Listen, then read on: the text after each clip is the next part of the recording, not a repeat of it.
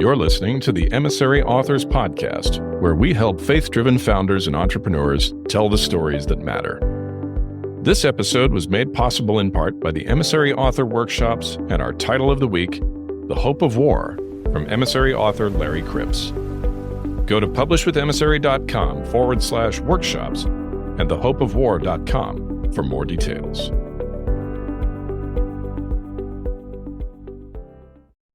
Welcome to the Emissary Authors Podcast, where we help faith-based executives, founders, and entrepreneurs tell the stories that matter. My name is Paul Edwards. I'm joined today again by my co-host and faithful partner in crime, Jason Todd. Jason, how are you this week? I'm great. And I'm looking forward to this conversation because it's about communication. And prior to the broadcast, I don't want to steal everything that Steve's going to talk about, but prior to the broadcast, he did bring up this very popular quote that to be clear is to be kind.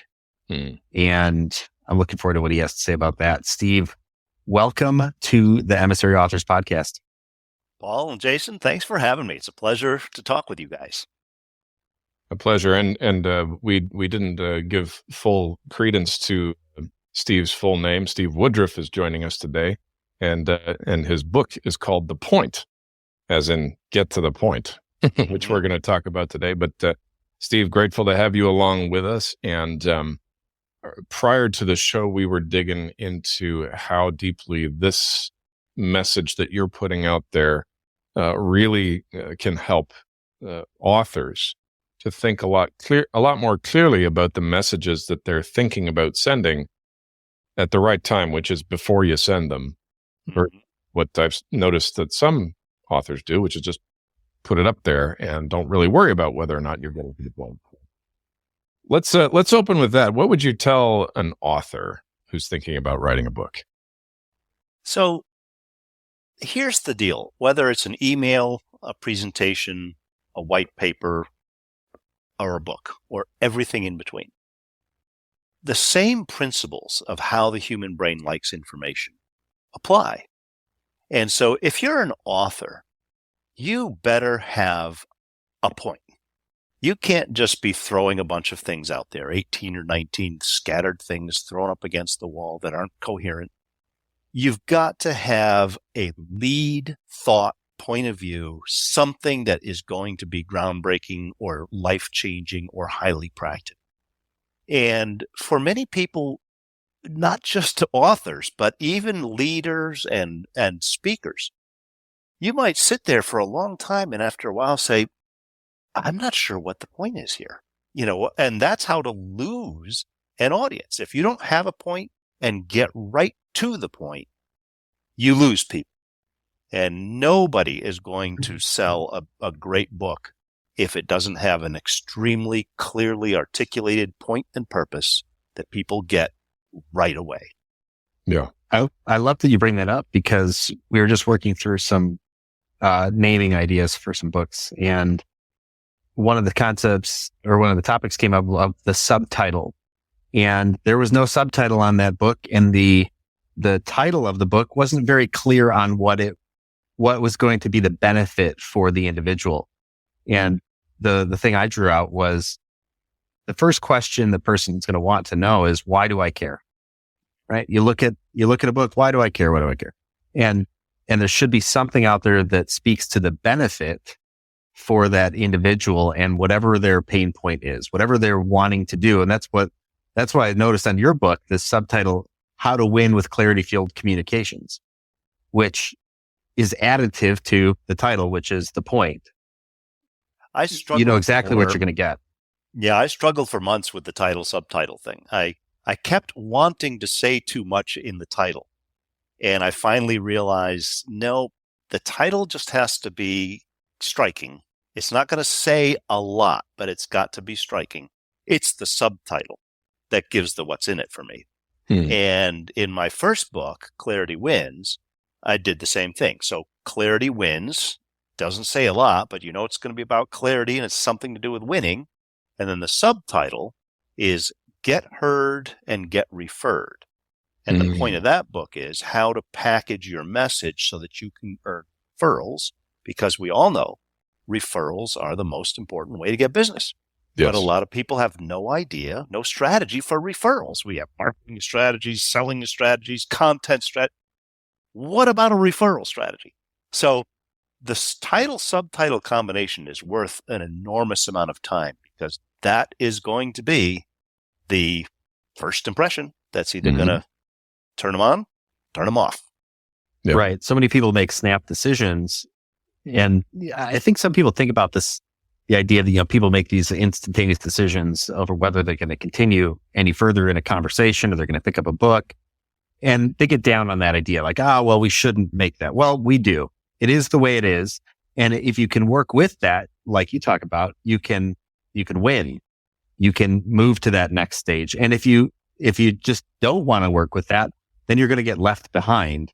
And I love the idea for our authors out there, the aspiring authors, that title, that initial look should be striking once the individual, the potential reader, then makes the decision to read the subtitle. That conscious decision to go further actually is an indicator of them actually reading the book. Right. So make the title, explain it further with the subtitle, and then a lot of times people open to the back of the book as well. Yeah, the title of the point is a little ambiguous until you understand that I explained 4 primary rules of clear communication, and 3 of them have the word in it. You got to have a point. You've got to get to the point.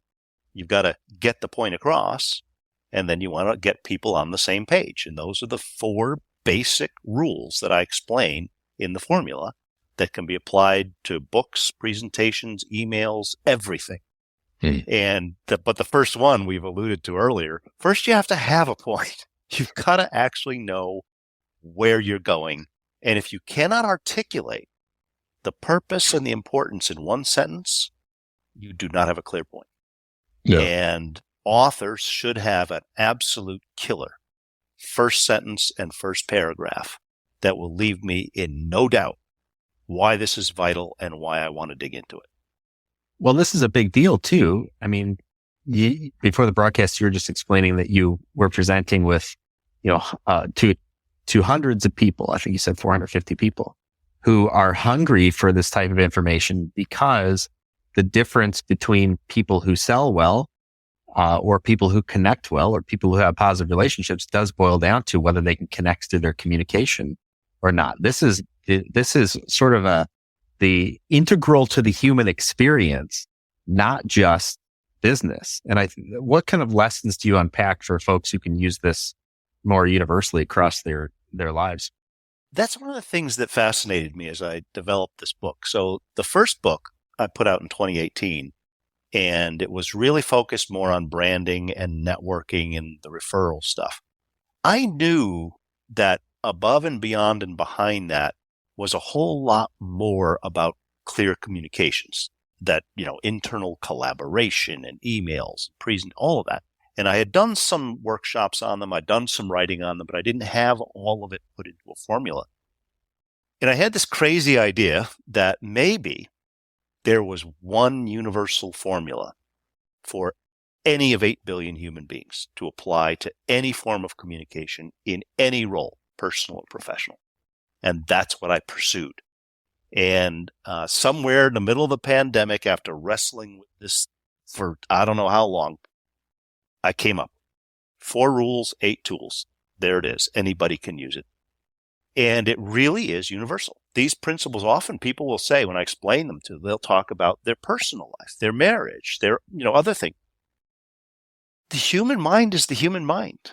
It has certain rules. It has an operating system. And if we go with the operating system, as you mentioned earlier, the first impression, the initial moment of securing attention is the moment of truth.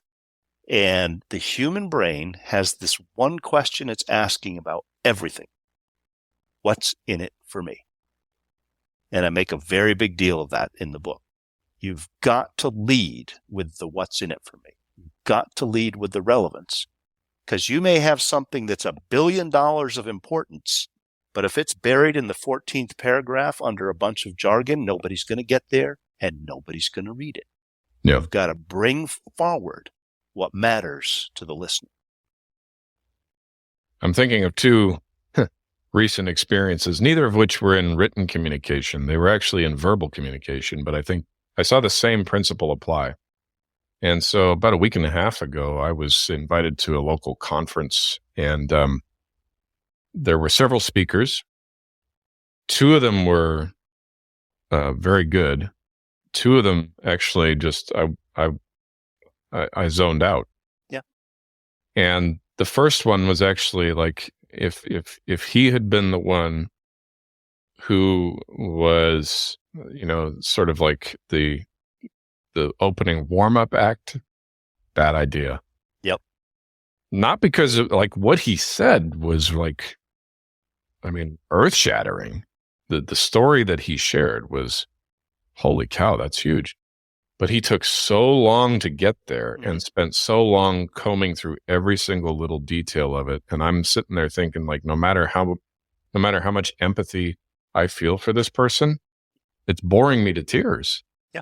Listening to it. That's a complete lost opportunity. You have one opportunity to secure that audience when you're speaking. Yeah. And you cannot waste those opening moments and leave people bewildered, bored, or confused. If you do that, you know what your competition is? It's right here. Yeah. Everybody has it, and it's very interesting, and there's all kinds of stuff. Yeah. And every speaker is competing with a world of noise and a bunch of streams of information.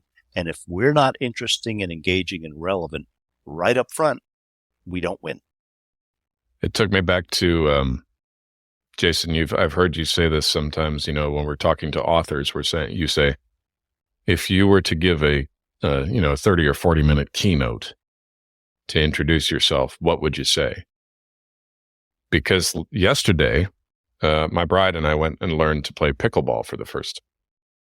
Now, in fairness, this instructor was all of an 18-year-old boy, right?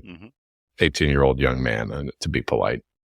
And he was encouraging and he was helpful, but I nearly fell out of the pre-practice briefing because he decided to go through every single letter of the rules of pickleball. And luckily, I'm old enough that I know what the object of the game is, but he never said what the object of the game is, right? So I'm not even excited about hearing all these rules. I'm just like, can we just start playing and you can tell me the rules when I mess them up as we go along? Right. He's a wonderful young man. I'm not attacking him, just noticing his presentation could use some work. Well, he fell into the cardinal sin of bad communication. And the cardinal sin is TMI, too much information. The human brain is overloaded already. I don't need to hear the 67 rules. I just want to know the basic stuff to get moving. And so I tell people, I use this analogy. You're there to deliver the needle, not the haystack. If you dump the haystack on people and make them find the needle, that's not kind. Actually, that's just adding to their work. Yeah. You're not making their life easier. You're making it harder. Yeah. So as communication designers, we've got to extract out the most important thing and say, here it is.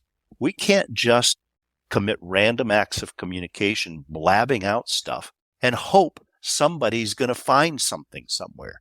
And yet that's how a lot of people communicate. Yeah. I remember back 20-something odd years ago, I was a department supervisor at a large retail company. And one of the things we talked about was selling warranties. Warranties are a big deal. And at the time, they told us, and some research backs this up, that roughly 30% of people will buy a warranty if you simply ask. You don't need to explain it. You just, would you like an extended warranty? Yes. Despite a manual of detail, the last thing you need to do is open the manual of detail and then say, hey, based on all of the facts, would you like a warranty? Because they don't care. And it's striking in my mind how complicated, as you're talking about this random acts of communication. It does strike me how often we do commit random acts of communication rather than just saying the one little thing that we need to say to that individual to move them to the next step. Yeah. Correct. All of the rest of it doesn't matter. And that's the thing. When I talk about having a point, I talk about the A to B shift. The A to B shift is right now, this individual or this group, they're thinking, feeling, and acting a certain way. As a result of my communication, my book, my talk, my webinar, my whatever, how do I want them to now think, feel, and act different? When you can articulate that shift, that's the point. Mm. And so you've got to define the purpose, the intention, and where you're going. And once you can do that, then you're far more ready to get to the point so that people can know right away where we're going. It's the worst thing to sit in an auditorium with somebody talking and you know they're smart, but after 10 minutes, you have no idea where we're going.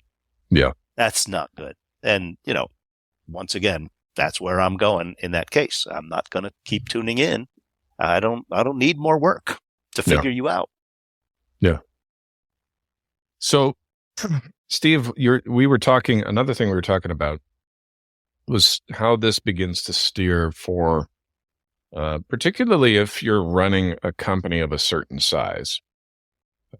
But, even if you've got a relatively small one, but you do have people you lead, and you're a leader, one of the most frustrating things about being in leadership is what I call replicating your thought patterns and your approach in other people, because they don't have that.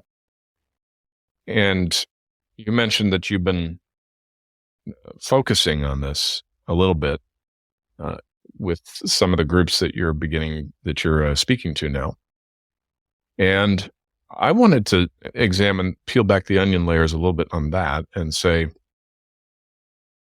what do you notice if a large group of people, a couple hundred people all working in the same organization, begin to get the point? Mm-hmm. And then when you watch them communicate and interact with each other, they have a point, they get to the point. What were the other two again? Get the point across. Get the point across. And with the ultimate goal, let's get everybody on the same page. And what you're talking about, getting the point across, there's a very interesting mental model that we've got to understand. People assume that whatever's in their heads is in somebody else's head the same way. Yes. It's not. We all have different definitions, different experiences, different ideas, and we can use the same words and not communicate at all because Correct. I didn't get my across. So that third rule, getting the point across, means that as a communicator, my job is to simplify, define, explain, and illustrate. Don't just throw the words out. What I mean by that is, or let me give you an analogy of that, or here's an example of how that works, or let me tell you a story. That's great communication. We should never, ever assume that people think the way we think, that they believe what we believe. So the onus is on us to not only get to the point, but make sure that we turn the light on bright. What is that thing? And use enough vivid imagery that someone goes, okay, I get it. Yeah. So here's what happens when you go into an organization and now you have 20, 30, 50, 500, 6,000 people.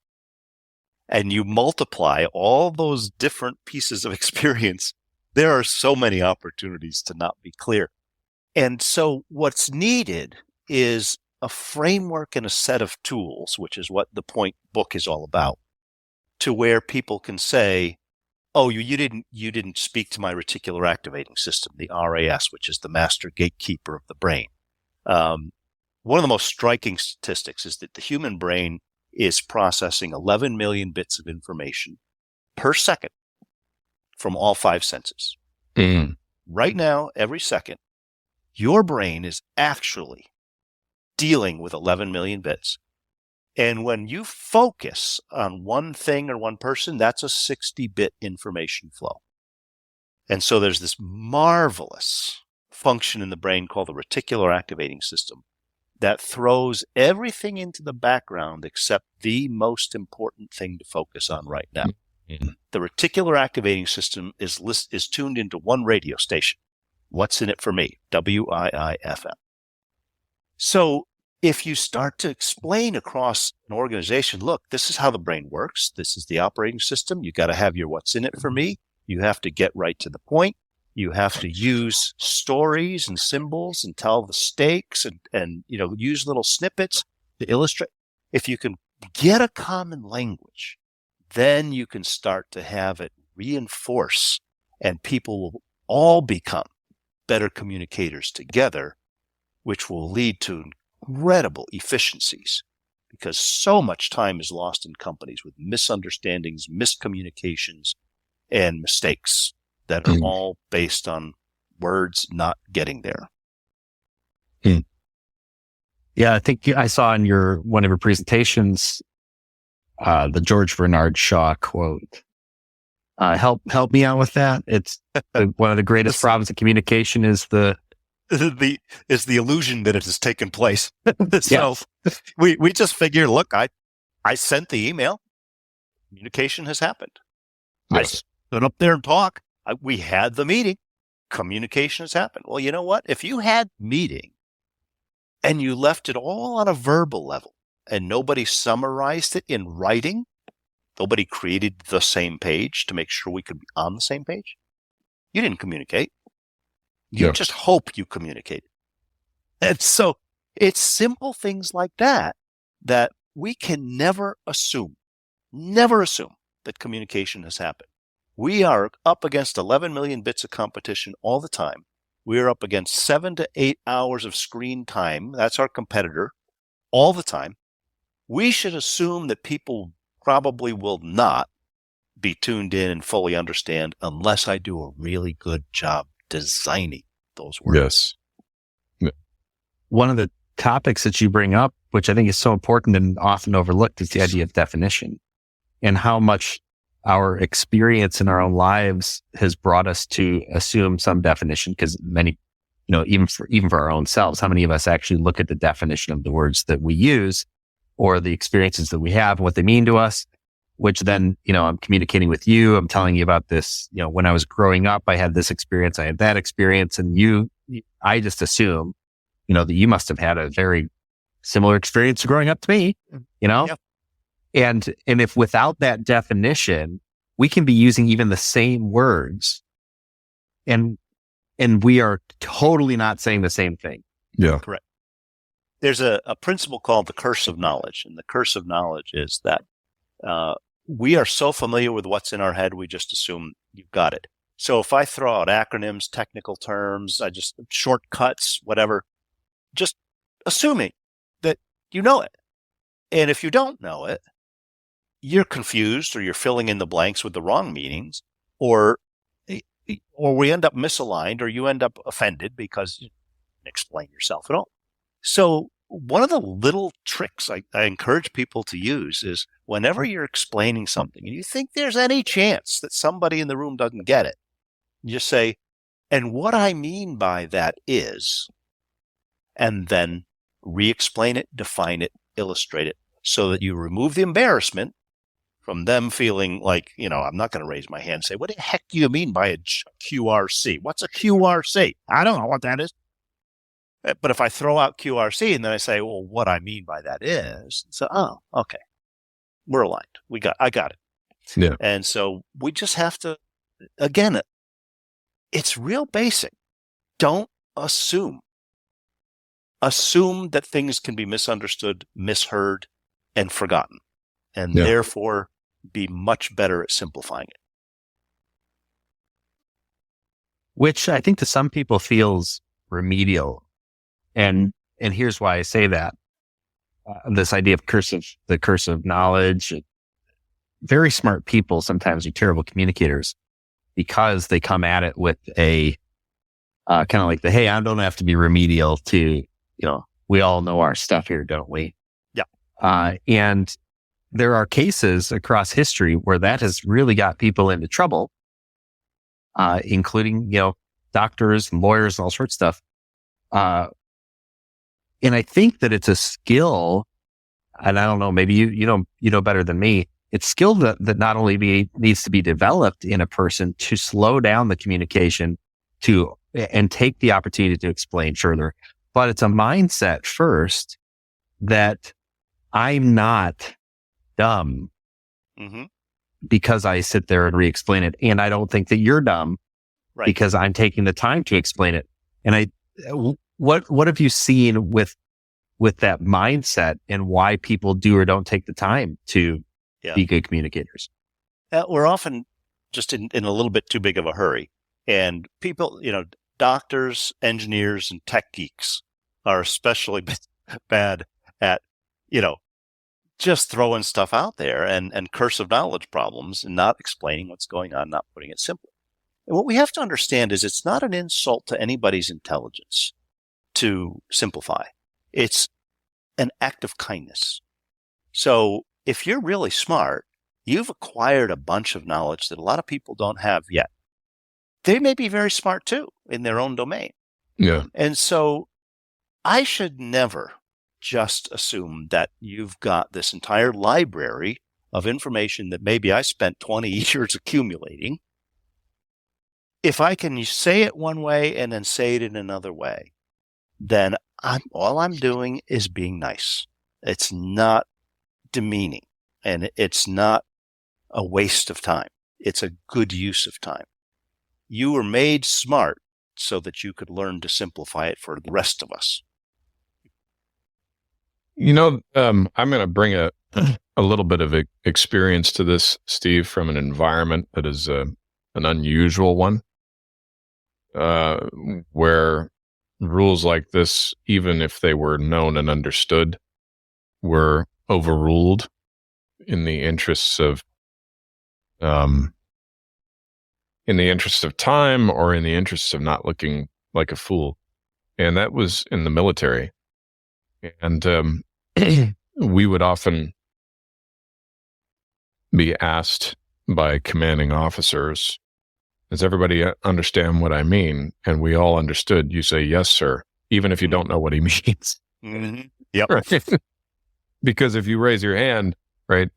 And so, like, not in any sort of argumentative or objection to to the principle you're putting forward there. But what do you think? I mean, is there any encouragement you could offer to somebody like that who says, I really don't understand, but I don't want to look stupid, even though this leader's doing a great job of communicating, I'm still reticent to raise my hand. Yeah, there are those environmental dynamics that in a business or in the military or in any kind of hierarchy, sometimes it can be not as easy to admit ignorance or to ask for clarification. But I think one of the easiest ways to do it is to use the word clarification. So when you either publicly in a group or privately afterwards, to talk to that person and say, just to be completely clarified on what you're after, is what you're saying this, and that? Yeah. And if you've got that question, some others do too. And you're doing them a big favor and the leader a big favor by giving a chance to clarify. Yeah. Because if the person says, do you all understand? And 60 people go, oh, yes, sir, we understand. Yes, sir, we understand. You know what? In the military, lives could be at stake if they don't understand. Yeah. So asking for clarification is a good way to do it. Repeating back what you think you heard to show you weren't, tuning out. You're doing everybody a favor that way. What I found carrying that unconscious habit forward with me, leaving the military, was that people would say something to me or explain something to me where I had a very rudimentary, very basic understanding of the topic. And so if they explained something out to me, I would say, oh yeah, I got it. And the reality was I didn't have it. Right. And entrepreneurship has forced me out of that. Entrepreneurship has forced me to say things like, when you said this, this is what I think I hear. Yeah.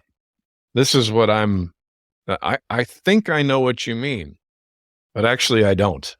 Right. Actually, I have no idea what you mean, or I only have a vague idea of what you mean, or you meant something completely different and I'm taking it out of context. I'm applying that into a context that I'm not currently in.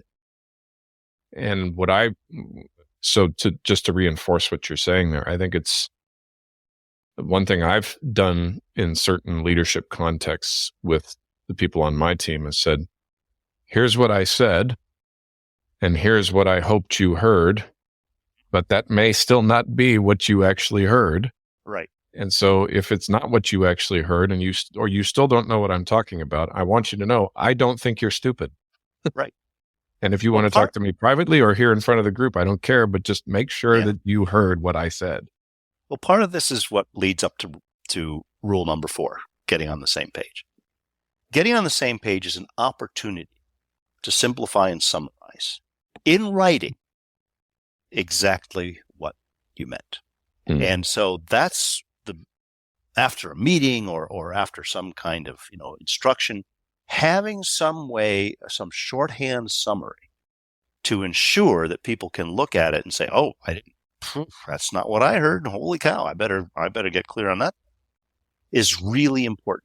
And it's part of the mentality that is, we've sort of brought it up, the word multiple times here. Never assume. Yeah. Don't assume. Don't assume. And we've got to get that into our heads. Assume that there's so much noise, competition, and distraction that people won't hear. Assume that they have a whole different set of knowledge in their head and they won't see it the same. Yeah. Assume that people hear selectively and forget frequently unless I summarize. Just that's reality. Yeah. Absolutely. It's not what we'd all prefer it to be, but in many ways it's the counterpart to how we should assume about ourselves that, just because I heard somebody say this on a TED talk or something doesn't mean I understand it. Just because I've read about a place in a book doesn't mean I've been there. The best training for all this stuff, when you strip away all the professional stuff, is bringing up children. Yeah. So you have to have a point, get right to the point, explain, illustrate, define. I mean, that's what you're doing when you bring up kids. And, or my wife, who is a teacher, or in earlier days, I did preaching, and I was wrestling with all these concepts. When you open a sermon, how are you going to secure attention? How are you going to reinforce certain points? What are you going to summarize at the end? What stories? So these are in fact, the vast majority of these principles, I've just pulled them right out of the Bible. Yeah. Jesus was a master storyteller. He was a great use of word pictures and analogies and parables and all of that stuff. The 10 Commandments is a summary. Getting on the same page, stone page in this case, summary. And then when Jesus said, take that and let's summarize that down, distill that down to 2 things. Love God and love your neighbor. Masterful simplification and summary. And so you can find every principle in this book scattered throughout writings for generations, because human communication is human communication. It's just what it's always been. We have the same operating system, even in an environment like now where we're flooded with information. The brain still works the same way. Yep. And so these are timeless principles that just work. I'm curious, as we're winding down our time for this podcast, why was it important for you to write this book? The idealistic reason was because clear communication just is absolutely vital. And in all my roles of sales and marketing and consulting and teaching and all that, I've wrestled with this stuff for over 40 years. So it has been part of me all along. Always been trying to learn how to communicate, even when I didn't have the words clarity or didn't know what this formula was going to be. I was wrestling with it all along. Yeah. The more mercenary approach is, from a business perspective, I saw a tremendous unmet need to, put my foot into an area where there is a lot of impact that can happen. And so by writing the books, and developing the workshops, and doing all that I've worked around this piece of intellectual property, it's a phenomenal high impact business that I'm developing. And just so happens that I absolutely love the stuff. I mean, I'm very passionate about it, and people notice that when I give my workshops. I'm an introvert, and I get real passionate when I'm talking about this stuff because I believe it's not just something I picked up along the way. And I see what happens when people get the light on, when people are able to articulate their own strengths, their own abilities, their own brand in a way that works. And I'm thrilled. I'm thrilled by it. Yeah. I love that process that you talked through of wrestling with a given topic for many years. Some of us wrestle with things for decades, and then becoming a master of that by educating perhaps ourselves on whatever that topic is, distilling all of our thoughts, gathering from, like you talk about, a universe of information that, maybe these are the same points repackaged that have been talked about and certainly delivered on through thousands of years.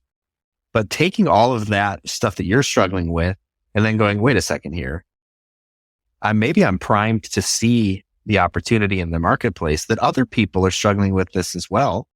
What if I become a master of this and then pass that on to these folks and watch it transform their work or their relationships? Well, the way I'm wired is I'm highly analytical. I systematize things and I simplify things. And so this book is 40 years worth of doing that over and over again until it took a shape that I could actually write down. Mm.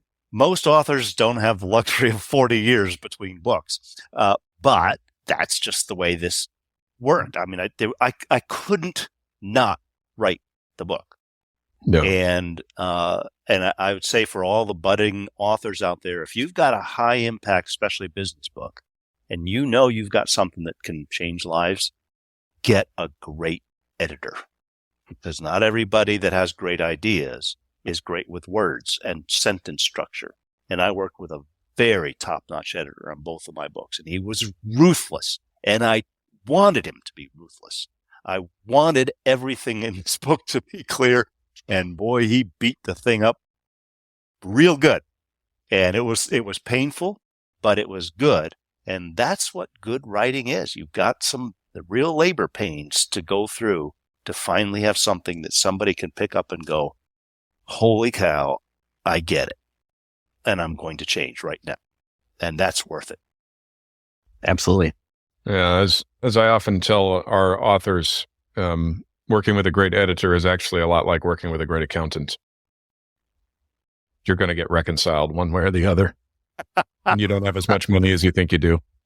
Yep, that's correct. You're not as smart as you thought you were. That's right. Well, Steve, this has been great. It's been great talking through this. Jason and I swim and breathe and eat this stuff all day, and we could talk about it for hours, but we're out of time for this edition of the Emissary Authors Podcast. Where can we send people who want to know more about you? So my website is stevewoodruff.com, and that has all the contact information and some videos and description of the workshops I do. And then a lot of my social media has pretty much settled into LinkedIn. So I've been a very early adopter with social media over the years, but my strongest foothold is in LinkedIn. So I have a newsletter people can follow and get every week. And I do a lot of sharing of resources and information and network through LinkedIn. Awesome. Well, it's been great having you on the show, Steve Woodruff. Thanks again for sharing your wisdom with us, taking a little bit of time to help people understand how important it is to have and get to the point. And with that, We're going to see you next time on the Emissary Authors Podcast, where we help faith-driven founders, executives, and entrepreneurs tell the stories that matter. My name is Paul Edwards. My co-host is Jason Todd. We've been chatting with Steve Woodruff, author of The Point, and we'll see you next time.